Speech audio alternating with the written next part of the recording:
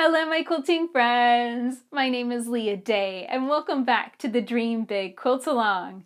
This week, we're going to take a break from ruler quilting and jump back into regular free motion quilting as we stitch some inner spirals on our petal shapes. This is a great design to practice echo quilting, which is an absolute skill that you have to build for free motion quilting. So let's jump on the machine and learn how to quilt inner spirals together. So here is inner spiral. It is basically an internal echo that just spirals all the way down, and then we'll have a thread break in the center. And I decided to leave my ruler foot in place. I think it's going to come in handy for this design because I'm going to space mine out and stitch this on a 1/4 inch scale, meaning there's going to be a 1/4 inch between those lines of stitching. But if you want a little bit more space, a little bit more visibility, then switch to a regular darning foot because we're not going to be using rulers for this design at all. Okay, so I'm pulling up thread here. I've got this beautiful petal here that I'm going to fill in with this design. And I'm going to start out, I've got this little weird pocket down here at the bottom. So I'm going to go on ahead and fill this in. I think I'll probably just travel stitch along the edges a bit. As I said, I just really like that to make the design stand out a little bit better. Also to hide any mistakes. It's kind of nice for that too. I think I'm just going to stitch 2 little angular lines there. I think that looks really nice. It's just kind of a strange area. It doesn't really fit with the rest of the petal shape. And now as I get out of that space, I can start my spiral. So if you're working on a really, really big quilt, then it's important to make sure that your spiral turns in a clockwise direction. When you're working on something small like this, small quilt, it doesn't really matter, but it's a habit that I like to always just think about turning in a clockwise direction. And the reason for that is as you turn, as you can see, you'll have less quilt in the arm of the machine rather than more quilt.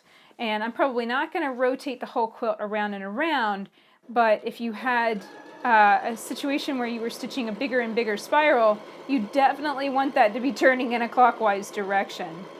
So here we go. You can see I'm just using the edges of my ruler foot to run up against the edge of the stitching from before. This is the echoing.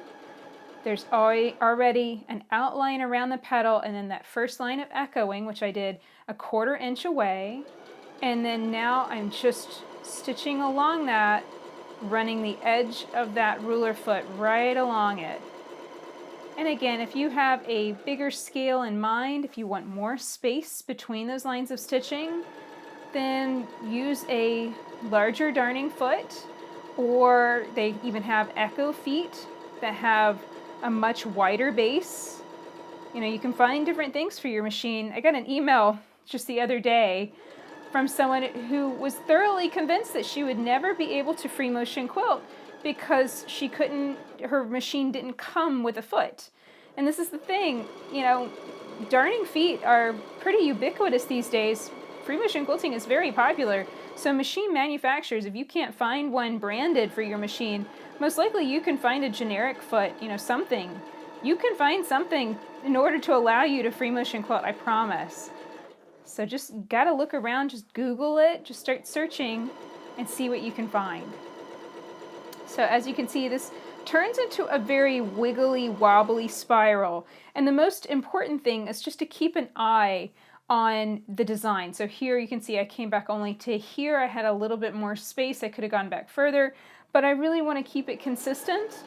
And the thing that will cause you to rip, I can already say this from experience, is when you can't, you know, not paying attention or not able to see, and then you stitch back further than you need to go, and then the spiral effect is kind of ruined. You know, it's kind of, you end up overlapping your lines. So I'm being really careful here, and as with all of the videos in this quilt along, slow and steady wins the race. You know, slow, steady speed, a slow, steady hand movement, and then as I'm coming up where something I can't quite see, I'm going to slow down. I might even stop, rotate the quilt around a little bit to be sure I'm in the right spot before I stitch back too far. Because if I stitch back, you know, really way too far, it's just going to look bad, and I'm, you know, probably going to want to rip that out. And ripping, as I said in the guidebook, it really only gets you good at ripping. It's not going to get you good at quilting. So try and avoid that. And the best thing to do is just really keep an eye on what you're doing, on how you're moving the quilt. And as you can see, it's just very slow and steady. And the spiral, this is an interesting design. It does get weird. As you can see, it's kind of turning into kind of this very strange amoeba-ish rectangle, and that's okay. It's meant to have a different texture from all the other designs. That's why I picked it. You know, when you pick a lot of designs and stitch them together on one quilt, it can start to look very chaotic, and the texture itself can become jarring. So when you're choosing designs, you want some designs that are very peaceful, that allow your eye to rest. And this internal echo, this inner echo is one of them, because it's like a ripple effect, and ripples are always very, in my opinion, very calming, you know? So I reached the center, I just did that internal echo all the way inside. I'm gonna lift my needle, lift my foot, pull the quilt away, and you can see that beautiful effect. Clip my thread tails here and tie off and bury them. So that is pretty much it for our inner spiral. You will want to tug on the top thread and pick at that loop. That loop was your bobbin thread. That'll bring both thread tails up to the surface of the quilt. You can tie those off and bury them. And that is how I'm going to proceed and do the inner spiral on all of the petals that I have designed for it. So if you'd like to know where I use this design in the Dream Big quilt and all of the petals that I decided to use it in, check out our Dream Big guidebook at leahday.com/dreamguide.